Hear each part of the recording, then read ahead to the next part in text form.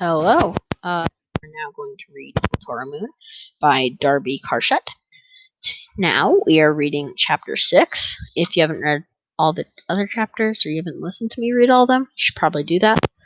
Otherwise, this obviously won't make any sense. Izzy, Kathleen gestured at my father and me. I believe you know Javier del Toro and his youngest son, Matt. Sure, we met last autumn. How's it going? Muy bien, gracias, Dad said, and welcome.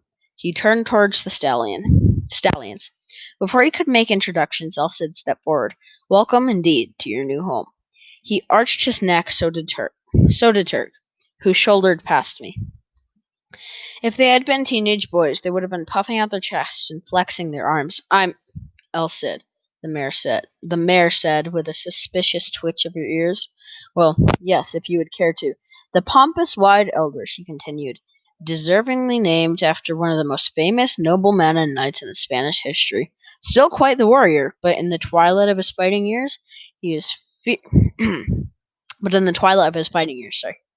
He is fiercely protective of the Del Toro family. Why, I beg your pardon, Elsid sputtered. I am not pompous. And the infamous Turk, as he pointed her slender nose at the black, or as the boys call him, Turk the Jerk. Ben and I cringed when Turk glared at us. She chuffed in amusement, then continued. A savage fighter and a loner, with an ardent loyalty given only the patriarch of the Del Toro family. Easy to admire, difficult to like. One of those long, awkward silences. Then Dad barked a laugh. The Narvies joined in. Kathleen looked a little sheepish. A faint blush darkened her freckles. Now, girlfriend, she said, that conversation was supposed to stay between us. Sorry about that, guys, she said to Elsid and Turk. Izzy flexed her neck a few times and pawed the ground. Any place I can stretch my legs? That was a long haul in a slow trailer. Field on the other side of the barn. Ben jabbed a thumb over his shoulder. If you want, I'll show you around. Then we can. To my surprise, Dad stopped him. Ben, let your brother play the host. My mouth fell open. Me? Ben frowned. Why? Alarm colored his face. You said Izzy and I were to team up. You are. Dad exchanged looks with Roman and Kathleen, who both nodded in understanding. But would it be good to give Matt and Isabel a chance to get to know each other too? Dad shooed me away. When the stallions started to join us, he called them back. Bill Sid, Turk, a word in private, por favor. Wondering what Dad wanted to talk with them about, although I could probably guess, I led them back to the barn, Izzy by my shoulder. Even at a slow stroll, her movements were cat-like and quick compared to the stallions. I tried to think of something clever or cool to say to show her that I was more than ugh, than just the younger son. Sorry about that. But nope, just a big old bucket of nada. I pointed my mace at Elsid's and Turk's corners. Pick any spot you want, and I'll bring you fresh straw.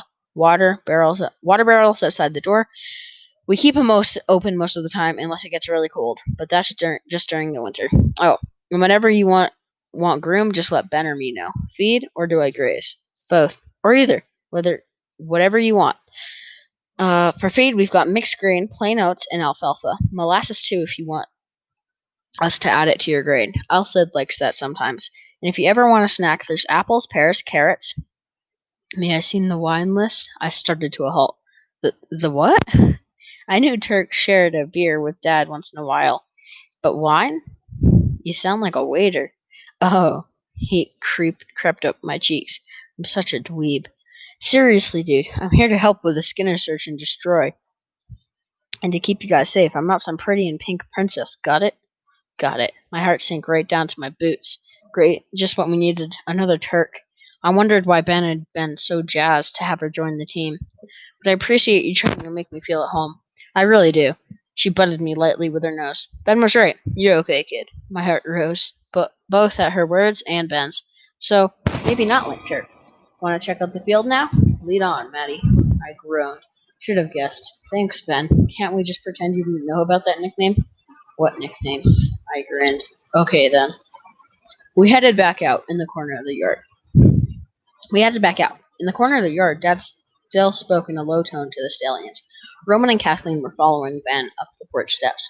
Skirting the south side of the barn, we wandered across the field, my boots swishing through the prairie grass. our shadows dark blobs under us. The ever-present breeze stirred the mare's mane and cooled my face. She halted and looked around. Nice place. A lot nicer than how Ben described it. Yeah, I can imagine what he told you.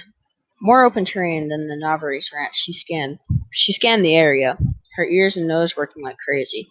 But then the place is closer to the mountains, more foothills too. Are you gonna miss it? I asked, being with the Narvils and all the other horses. Joking, right? Trust me, I'm not.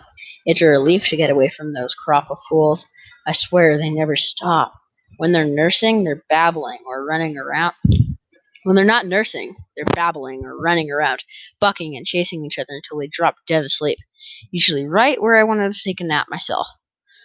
I don't know how Roman and Kathleen put up with the whole mess. I shrugged, secretly liking all the times we went down to visit the Navarre family. Josephina, Jo to the world, was like my cool big sister. We always ganged up on Ben.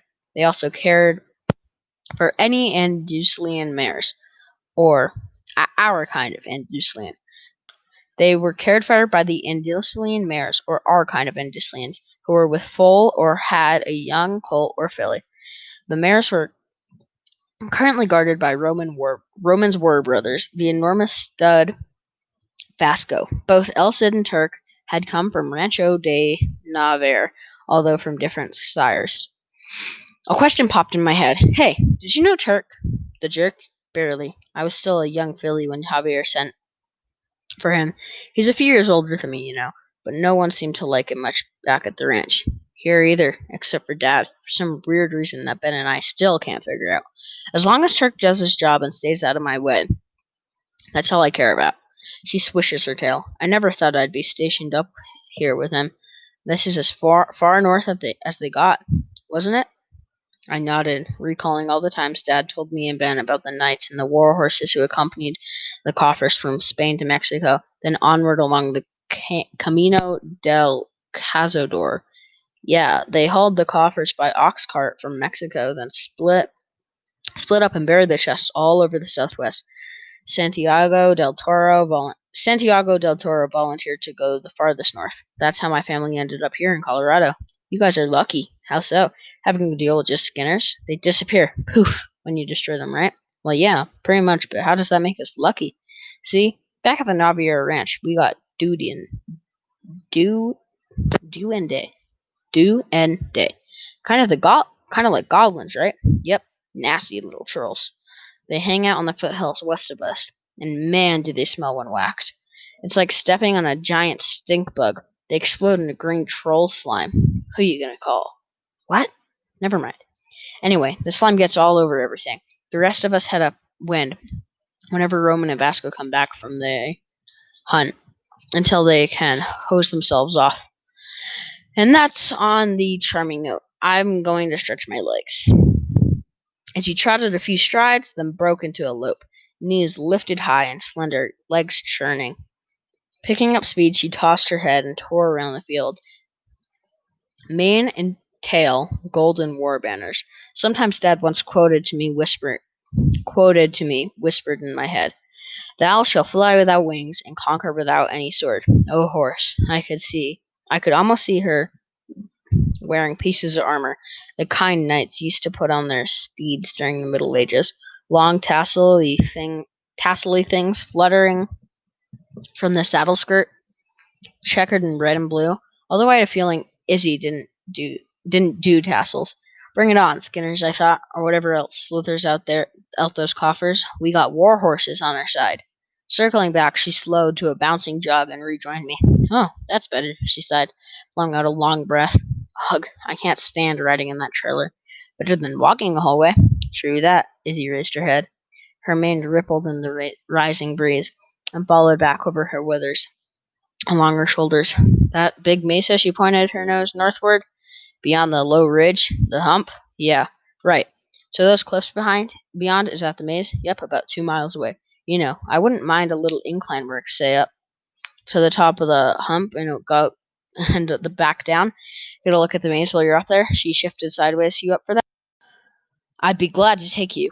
Well, swinging my mace, I beheaded some tall grass. Dad never said not to ride with her to the top of the hump. It wasn't like we're going anywhere near the maze. I just want to get a feel for the lay of the land. She glanced around, then lowered her voice. Even then we were alone. Maybe along the way you could give me some tips? Tips? Yeah. She looked at me with an ebony eye. I don't want to I don't want to screw up the first real hunt. You know what I mean? I sure do. I laid my hand on her neck. Red velvet, but warm and alive. My first one was Saturday. Elsa and I went in with Dad and Turk. Really? Her eyes widened. Was it everything you thought it'd be? Oh yeah, and more. So what was the worst part? She pricked up her ears, looked east. Someone's coming. Squinting, I could just make out someone bink, biking across the dirt road towards the ranch. Couldn't tell if it was a guy or not, but it looked too small to be an adult. Whoever it was sure picked up one heck of a neon green for their helmet. They slowed, then stopped at a far edge of the field. One foot on the ground. A hand shading their eyes. Sorry about all this. The stranger must have caught me and Izzy staring because they wheeled around and headed back to town. Guess he decided the private property sign actually did apply to him. Izzy huffed. Or she. What? Could have been a girl, you know. Nothing said the person on a bike was a guy. I blinked. Good point. A faint but piercing whistle. We both looked over from the edge of the pasture. Dad waved us home. I lifted my hand in acknowledgement. Guess we'll explore the ridge later. That offer a lift still stand? A thrill ran through me. Okay, but don't laugh at my mounting technique.